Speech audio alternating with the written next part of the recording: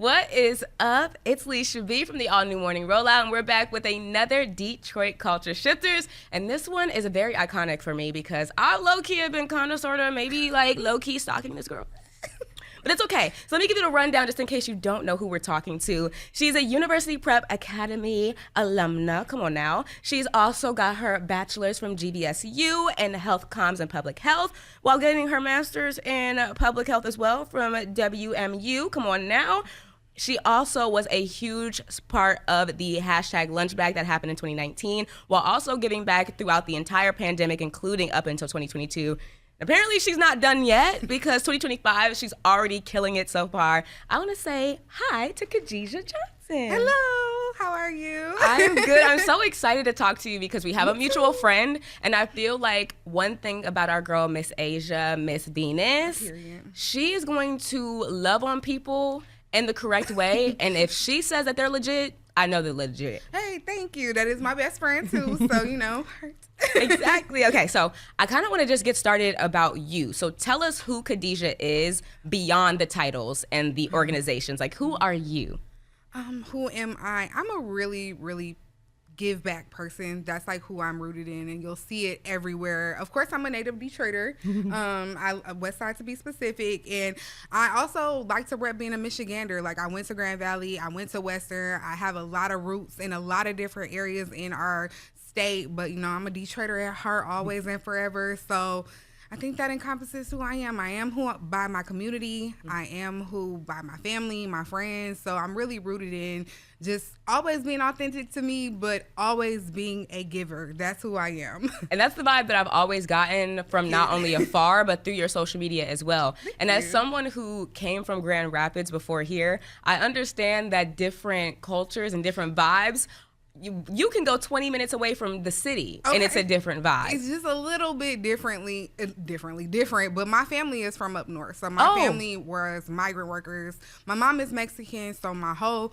big old family is 17 of my mom and her siblings. So I have a huge family, and they're migrant workers, so they worked in farming forever, but they were up north. So being a Mexican-American family in that area where it get cold all the time. So I have a different vibe than other Detroiters because I spent a lot of time up north. I spent a lot of time doing things that aren't typical for a city girl. So I think that that has also influenced who I am. And I think because you are able to not only be ingrained in multiple different cultures and around different people, that allows you to, I think, have a little bit more empathy and a lot more realization about what is needed. And one of the platforms and brands that you have is Black Girls Who've Lost. Yes, my baby. And I think, one, that's incredible. Thank you. Just the idea and what you are doing about it. As a woman who has dealt with grief and is currently still dealing with grief, especially in this holiday season, being away from family, I feel like a lot of people think that they're alone, and we don't realize how we're actually not alone in any sense of the term. So why was it so important for you to start Black Girls Who've Lost? I have experienced so much loss, but I think that when it really gutted me is my grandmother died in May of 2021, and then my father unexpectedly died in October of 2021. Wow. So on top of losing aunts and uncles and grandparents, like losing a parent is something that really does shake your core. And when I would talk about it, I'm going to be honest, I would feel weird. I would feel weird, and there would be times where it's like I'm with my friends. I specifically remember getting ready to go to a Wale concert, and somebody said something, and then I ended up telling a really long story about G, and who's my dad, and it made me feel weird. My friends looked at me like, because they couldn't experience it. They couldn't connect to it. And I think that being Black women, we often struggle with sharing how we feel, especially if it's rooted in vulnerability, rooted in sadness, rooted in us not being strong and dominant and just always on point. So that's why I started Black Girls Who've Lost, because I needed community. I needed people who understood how I would feel. And selfishly, that's why I started. But overall, it started to be something that I didn't even realize some of my friends, distant friends, homegirls of homegirls, who I say like, hey, that's my girl. I didn't know that when we got in an intimate setting that they would share things, feel things, cry, do these things. So I was like, oh, we all really need this.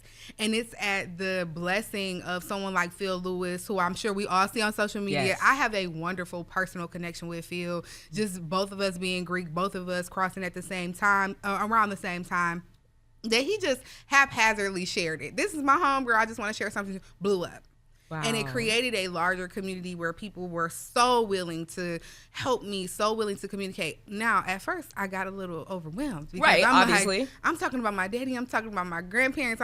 Okay, wait, this is too much. And then, so that's kind of where I feel like it kind of stutter steps. But I'm so thankful that people just still love the idea, still want to help. And now in 2026, I'm so excited to announce I have a board now. So we're going to be applying for a 501c3 Yes! in the start of the year. I know, I'm so excited. I have women who have supported Black girls who've lost, who have also experienced grief in many ways, because I just don't want it to feel like it's only because you've lost a loved one. Yeah. Grief is so big and large. A lot of us lost our jobs this year. Okay. A lot of us lost friends. A lot of us lost opportunities, or just the grief you feel when you move to another place.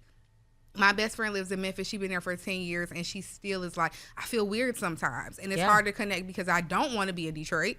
But I also love being here, but I also feel grief of leaving my family behind or exploring new opportunities. So grief can have good and bad. It's like levels of the universe and how we all feel. So I'm excited about Black girls who've lost. I'm excited that I was able to put on so much programming, whether it was through experiencing, like I love Dia de los Muertos. I am Mexican-American, but I'm still a Black girl. You know, my daddy's Black. So just combining all of those together and bringing people into my own culture and having a shadow box day and doing programming with a Detroit Riverfront Conservatory. We'll be outside in the winter. I know we get the winter blues and we don't want to be outside, but it's something about getting those endorphins and getting around people who can understand how you're feeling. Exactly.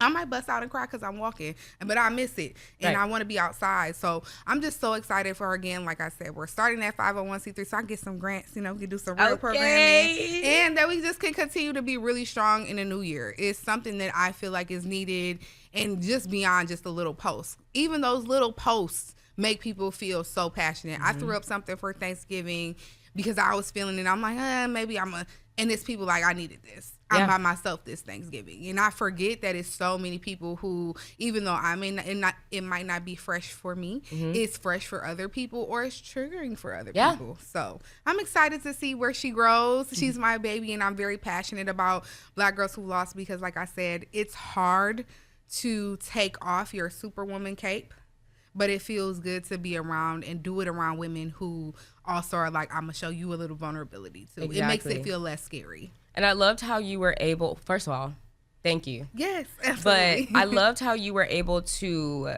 explain that grief isn't linear. And I think that's a lot of the things that personally I've been learning in 2025 myself. Not only have I obviously lost people just in my life through passing, but also moving here. I'm originally from DC, so moving away from family while trying to be a part of your dream is such a weird juxtaposition because you know that you're supposed to be here, but at the same time you're missing the pillars and the foundation that you had, and you don't realize how altering it can be until something triggers that moment, and you never know. And I love having friends and community that even in those times, I won't say weakness, but in those times of vulnerability, they aren't taking it in a different light, because I know sometimes grief can be in an aggressive form if it comes out in a different way. So I'm glad that you've created a space where people can just be authentically real and not feel weird, as you say, explaining it, because it's a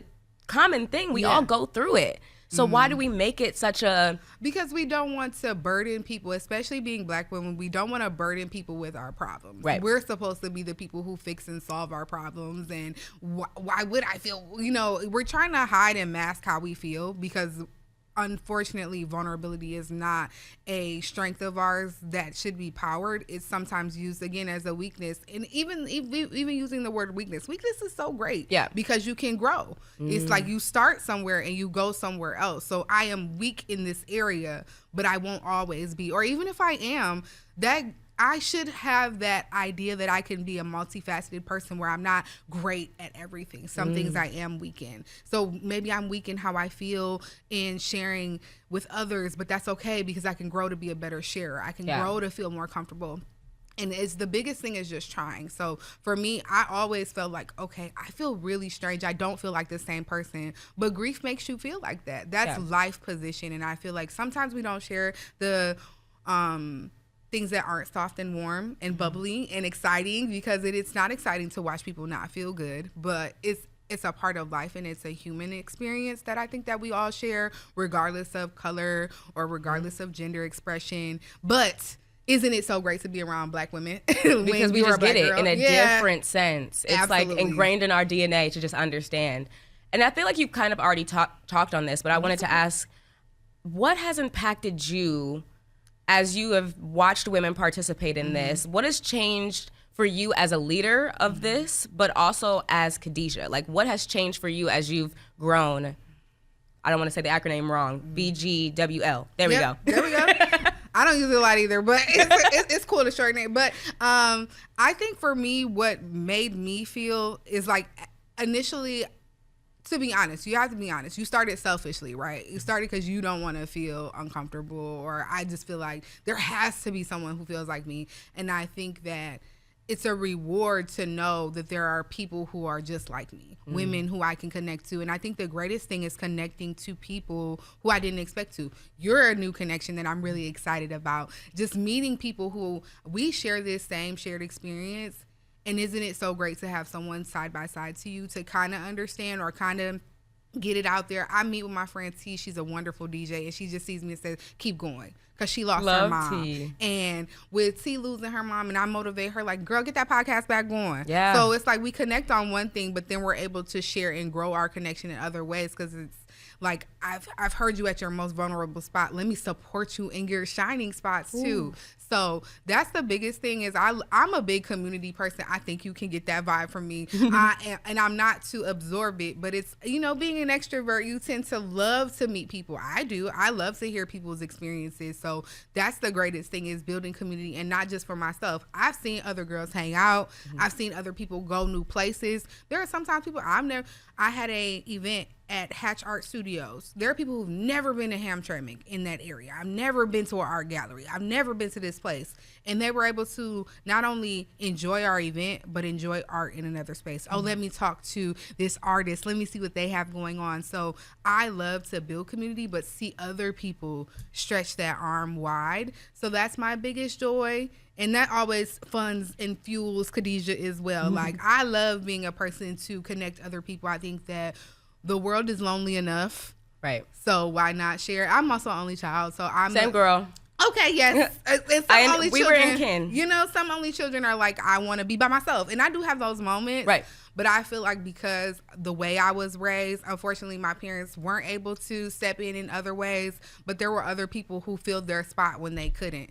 So when my grandmother passed, unfortunately, she was my primary caretaker, raiser, and there were other people randomly that filled the spot. I always give reverence to this woman. Her name is Miss Sabrina. She is my dad's best friend, little brother, ex-wife. And she raised me in a fundamental point in my life when my grandmother had passed, but I'm going into preteen-hood, and I needed a woman to step up.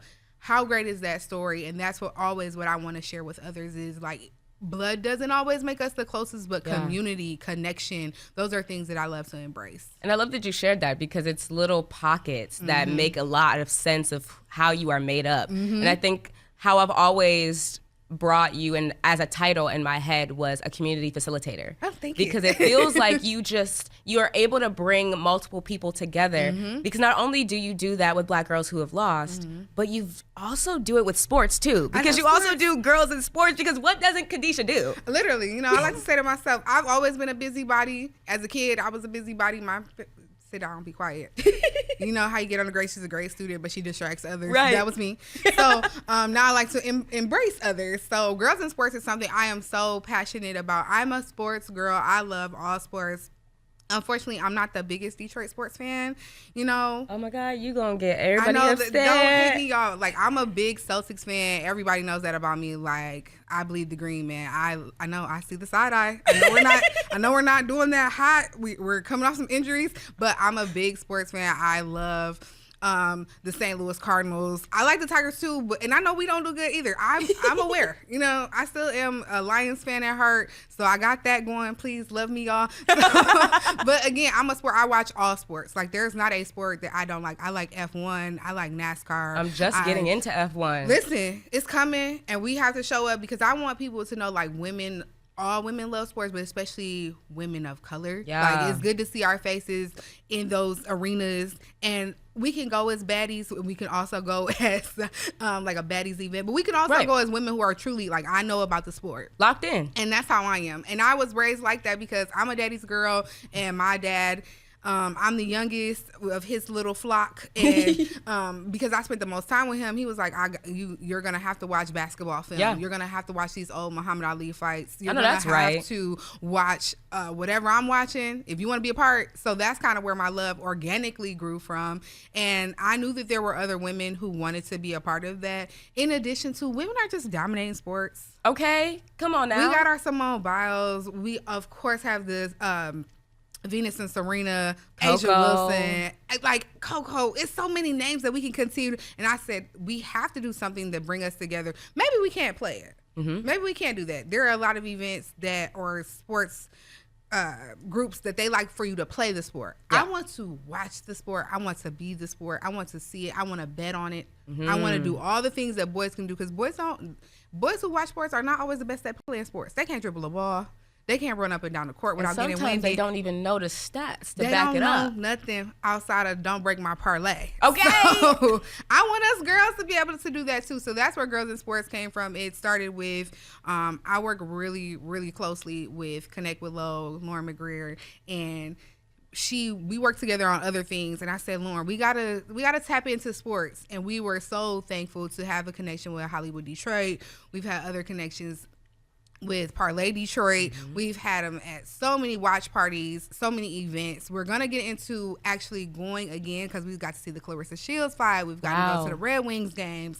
We've got to do a lot of things. Hold on now. Tap in. Because I haven't seen a Lions game yet, and it's sending me. Listen, well, we working up there because, Lions tickets are not cheap. I haven't seen any sports here. And as a sports girl...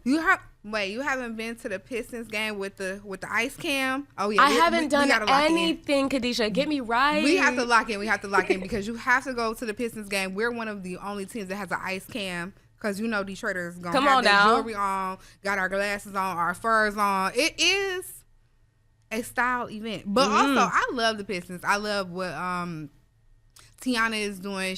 I believe she works in their marketing department, but regardless of what she does, she is amazing at it. Tiana's killing it. I mean, and she does a really good job she supports Girls in Sports as well. Unfortunately, we always off schedule, but we gonna get her in. But I just love seeing us in those positions. Look at her. She's a woman working in sports. And she also just started a series where she's helping people learn how to get into the sports industry. And as young as I consider her young. As young as she is, you're able to say, look at how you can transition your major. Look at how you can transition your world experiences, because there are women who need to be in these areas as well. So I love Girls in Sports. Essentially, we're a group that connects women who want to watch all different types of sports, love sports, talk about sports, because sometimes a man can make you feel like you don't know what you're talking about. Yeah. I get that a lot on social media. I'll talk about sports. I might be like, but it's always, the devil don't need no more advocates, okay? So you can talk about sports. You connect about sports. We have a fantasy league going right now. How you doing? All right. That's fine. I researched. I had my list when we connected, and I picked my players. Mm-hmm. Lauren said, Khadijah, I really don't know, but I want to participate because, we're a duo in this. She was in the top spot, and she auto-picked me. I'm working so hard trying to pick these people, and I am at the bottom. Various of bottoms. I have been eliminated from the league. So shout out to Shay, shout out to Jackie. They are our leading women in the fantasy league. They don't even know it yet, but I have a one-of-a-kind award that is going to be given to them at the end with a nice little gift basket of gear that they don't even know about, but they are going to get a championship trophy for the fancy league. Khadijah, you are really killing it. I tried. The girls aren't ready. So, yes, I'm so excited for Girls in Sports. We're on a little bit of hiatus. Listen, Lauren is a woman who dominates in her industry. She's one of the only black women in general, that you'll see in events. And L Club is packed. They have an event every weekend. Every single day. Every other day. Yeah. So, between her being burnt out, I'm being burnt out, and it's cold. We said it's a little hiatus. Yeah. But you guys will see us again. We're going to start picking up with hockey. And then, of course, we're going to do something for Super Bowl. Obviously. Got Because to. come on now. I mean, even if I'm just there for the baby shower, meatballs, a little spaghetti and chicken. As long as I hear a football whistle, we're good. Benito on the stage. We're going to do something for Super Bowl. So we're super excited to get back to it, but it's cold. Okay. And we did something for the Pistons home opener, and we were able to give, like, we told the girls, hey, get an appetizer on us. Just follow us at Parlay. So wow. Super exciting to just kind of, again, continue to carve out spaces where they think women don't belong. Right. And we belong there, and we're going to dominate it every time. I think one of the things also that I want you to hit on really quickly is your ability to formulate ideas and figure out how people can like integrate themselves into it. I want to discuss that. Like, how do you go about creating moments like this? Or did they just pop into your head? They just be firing off. I really do think that because I'm a person who, I'm not driven by clicks. I'm not driven by likes and all of that. My sole purpose is rooted in authenticity. Yeah. So I think because I'm doing things that feel authentic to me, it just is a space that is like, oh yeah, that makes sense because it's authentic to who I am. And I think that that's the easiest part of why I can create community, is why I can see things very clearly. I'm a program manager at heart. I'm a project manager in my career field. So my mind has always worked like that. So I think that I'm able to take a concept, and that's what I used to do. Before I even started to do my own independent things, I used to be a project manager for a lot of different companies, brands here in the city of Detroit. So I worked with the Tony Jones. I've worked with so many different nonprofits. I worked with the B agency, so shout out to B Brown. She just killed it on Mary's campaign. And she did. That's one of my closest friends. But I worked tapped into everybody. Listen, you got to.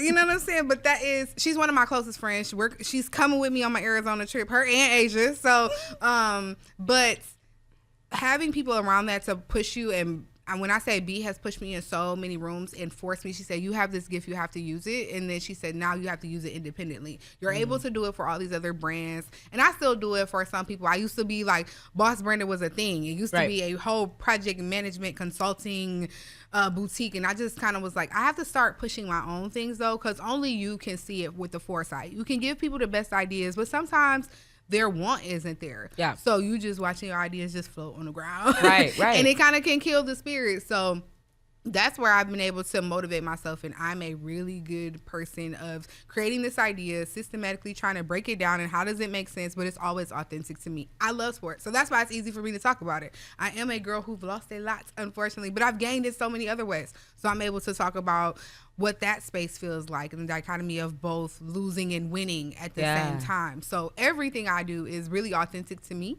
So that's why it's easy to do. I love that. Okay, obviously we have to talk about your award that you just got, Miss Ma'am. 2025 Alumni Service Award from GVSU. I know that's right. Yes. So obviously recognition is not the biggest thing that we're focused on, but how does it feel knowing that like all of the work that you're doing is obviously being noticed? I love Grand Valley. I always say what smart 18-year-old me chose to go to Grand Valley. I had a family health scare, so I wasn't actually going to go to college.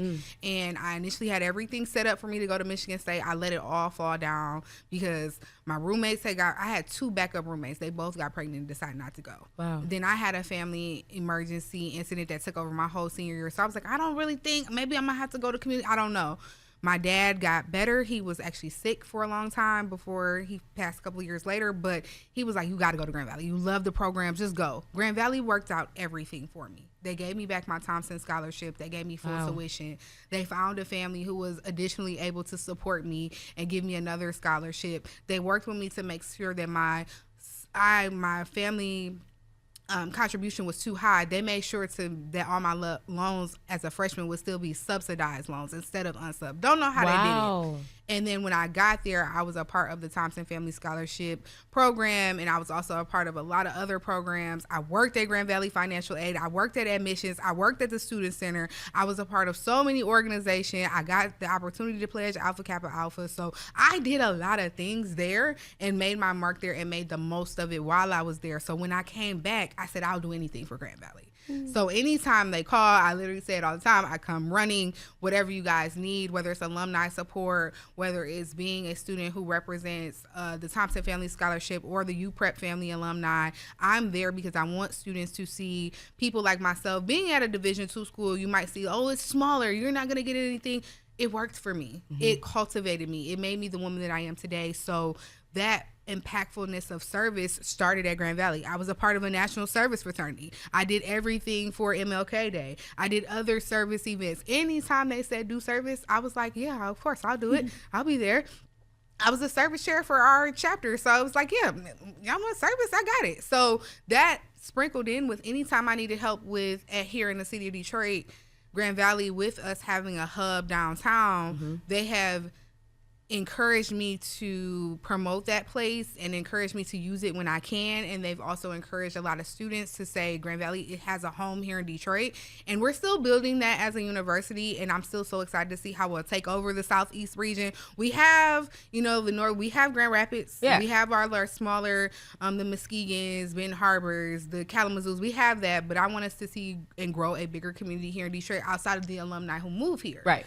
So that's been my biggest motivation. So for them to see me and see the service that I do and everything that I've been able to accomplish so far and support me, I was like, thank you, Grand Valley, because I really do want to continue to highlight, even if it's not just my own service efforts. If you watched the video that they did, it was so good. Yes, they did. They did a highlight on you, girl. Okay, but they highlighted the Detroit Phoenix Center, which is ran by Miss Courtney. And happy birthday to Miss Courtney. But she always lets me come in and serve with the students. She always lets me find community there with her organization and what she does, because when I did hashtag Lunchbag Detroit, what we served was the homeless community and those who are unhoused, but also those who have housing insecurity. So maybe you're a person, you have a house today with an uncle, but by next week your uncle don't have a house, so neither do you.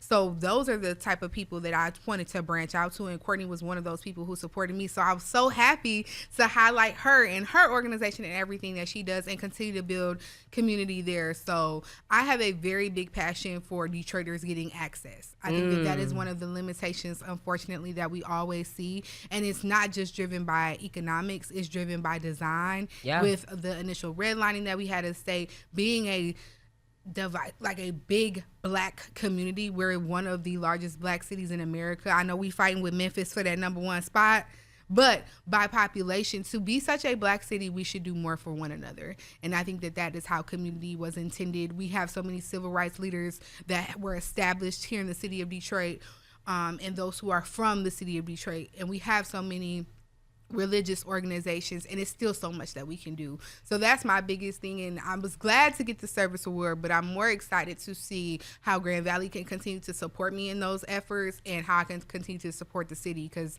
that's my biggest thing. I'm an altruist by heart. So I'm very excited to get awards, but I'm more excited to see, now that I have this award, does that mean you'll give me some more money? Does that mean you'll give me some more opportunities and those types of things? So I'm excited to say Grand Valley does show up. So that's good to know, because a lot of schools don't. They don't. And it might just be, and I try to say it's what you make it and how you share. Nobody knows you're struggling if you don't share. Nobody knows you need these types of things if you don't ask. The worst thing somebody can tell me is no. I'm not worried about a no. I'm worried about if I never open my mouth and said, I need help. Can y'all give me some money? Or I need help. I need a space. Because my thing is, it's not always about dollars and cents.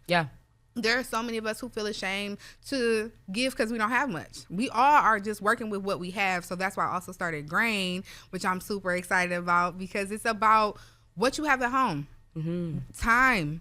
You have community. You have things that you're wasting. There are so many ways that I'm excited to grow Grain. We're going to start working with Detroit Rescue Mission, which I worked with them with hashtag Lunchbag. So people always ask, why did hashtag stop? Girl, people wasn't eating the lunches. The lunches were going thrown away. The lunches were going in the trash.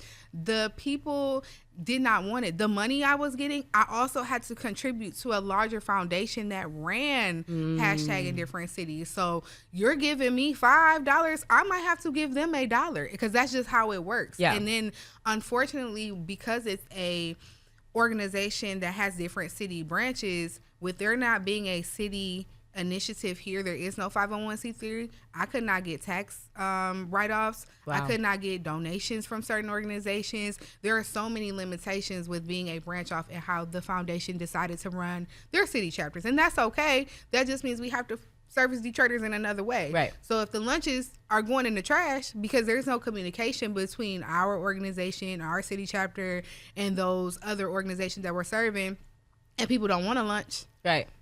Just because you're homeless don't mean you don't have choices. Right. And that's one thing that a lot of people have shown me in other service opportunities. I don't want a cold lunch in December, so I'm going to throw it away. I'll take the water, though. I'll take a heat thing. So, little hand warmers. Yeah, I'll take that. But I don't want a cold sandwich that you just threw together. Okay, I respect that. You know what I'm saying? So if it no longer serves Detroiters, how can we serve Detroiters? And then if you look at the grand scheme of things, what space was we going to use? But like Detroit has transitioned to doing other things in that avenue. Leadership change there. We have foundation issues that I was struggling with. Then I can't get no money, y'all. I can't apply for these grants y'all telling me about. I'm aware. So now when you start to understand those different hurdles that I'm facing, why not stop doing something that someone else runs, right, and start doing something that I run that services my people? Yeah. Because the needs in Chicago are not the needs in New York, are not the needs in Detroit, are not the needs in LA. Our homeless populations all look different. If you've seen anything since the draft, you'll start to say it's no more homeless people. Yeah, it is. It's absolutely. They have been moved from downtown and in our very dangerous spaces. They're in our underpasses now. They're in these homes that are abandoned. They're hurting themselves and hurting each other because we're not able to give them access to stay safe. So while we're seeing advancements in those areas, I'm so excited to see what Miss Mary does. I'm so excited for her because she has a division, a transitional team that is working in housing insecurities. So if that opportunity presents itself, wonderful. If it doesn't, they're still going to get served by me. Right. I know that's right, girl. At the end of the day, it's still going to be service done. Yeah, it's still going to happen. And I think that that's the most important. We can serve with whole hearts. Yeah. And I love the holiday season, but I hate the holiday season. Because they only think that this is the time when it's constant. There's a constant need. So now that's why Detroit Rescue Mission said, can we start in January? Because there's an influx of people who want to serve, because you feel it. You feel the warm and fuzzies of the holiday. You're with your family. You see all the things you're getting. I want to give back.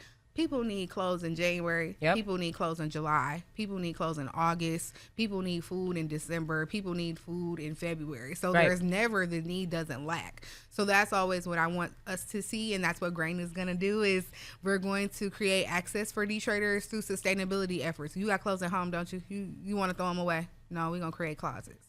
You got food at home.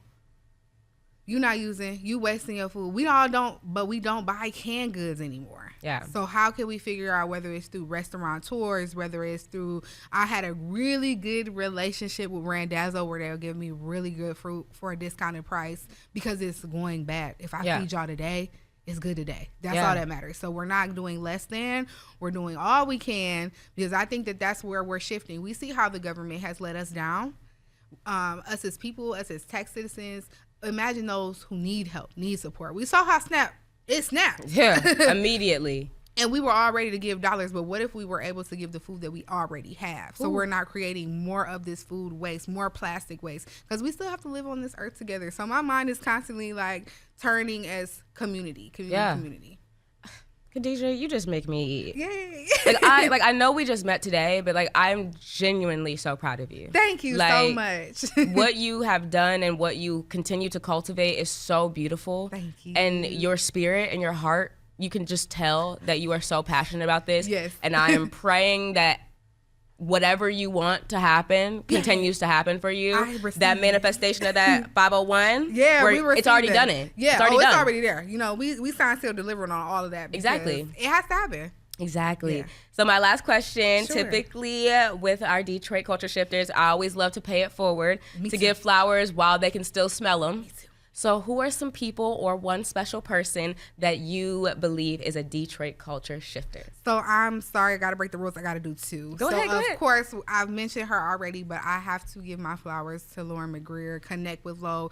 If you know anything about nightlife in the city of Detroit and events in the city of Detroit, creating music events in the city of Detroit, you know that is a boys club, and my girl is holding it down independently. You don't see a lot of general managers even in that space, but her holding down L Club and doing such a great job. And Lauren, I know a lot of people have asked us about TXT and what's happening, where's the events, where's the parties. Lauren is cooking something even greater, and I can't wait to see. And y'all know I'm gonna be a part. That's my girl. And we work together, and of course she's a great mommy. She's a wonderful mommy. And if you're into lifestyle content, Lauren has her Connect with Lo pages, and I would just say to follow her. And then, of course, Toria Tucker. She's also in the sports space. She recently started Toria Tucker Family Sports Foundation, and she also does a lot of in the sports arena as a woman in that field. So she was in coaching. She coached Renaissance boys basketball team. She does a lot in post-secondary athleticism. So she was like an assistant athletic director at Wayne State. She worked at Grand Valley. She's done so much in that field, and now she's starting to get into her own events and putting on. She recently did a tournament of post-secondary schools. So she had Grand Valley, she had Eastern, she had Wayne State, and it was a really big event. And she's so tiny like us, just a 4'0" woman. And of course, she's a mommy and a superwoman. So her baby just celebrated 1 year old last weekend. So she's a woman dominating in that sports field, and not only supporting student athletes, but also supporting women who want to put on events, who want to do tournaments, who want to be coaches, athletic directors in that area of professionalism. That is Toria Tucker. So those are my two. Including all the other fabulous people that you mentioned. I mean, I could go on and on about my B. I could go on and on about Miss Mary. I could go on and on about Miss Courtney. I am a woman who I think that the more we connect with together, the greater we can do. I know some fabulous men as well. I see you already had Barry. Yes. So it's so many. Detroit is you'll get a million of us. You know what I'm saying? There's so many of us are just trying. So I'm so excited to see that our city is shifting. I think that we used to be a very entrepreneurial driven city where a lot of people were doing businesses and pop-ups and selling things. And now I see a lot of us moving into spaces where people don't think that we belong, especially being young Black millennial people. Okay. But we're the new professionals, and I'm excited to see that we're taking over space. Look at you. Doing the radio. You know, doing these things. So welcome. Thank you. Welcome. And I'm so excited to see what you do next. And I'm excited to however I can be of service, however the show can be of service. Yes. You let us know. I will, yes. But you're going to be there. We're going to have serving it up. Let me know. Yes. Thank you so much. Let them know where they can follow you and all of your platforms. Oh, wow. So I am Biggie the Boss on all social media. You can find me everywhere. I like to yap. And then, of course, Black Girls Who've Lost on Instagram, Facebook, Grand Giving, Instagram, Facebook. It's so many of us. It's, of course, Girls in Sports. Y'all have to follow. We do some really good TikTok content, too. So if you love TikTok like we do, follow us there. And, of course, on Instagram. And I'm so excited to just see how the socials grow. And, you'll see me partnering with a lot of people. So if you don't follow us, you'll see it. Thank you so much, Khadijah. Thank you.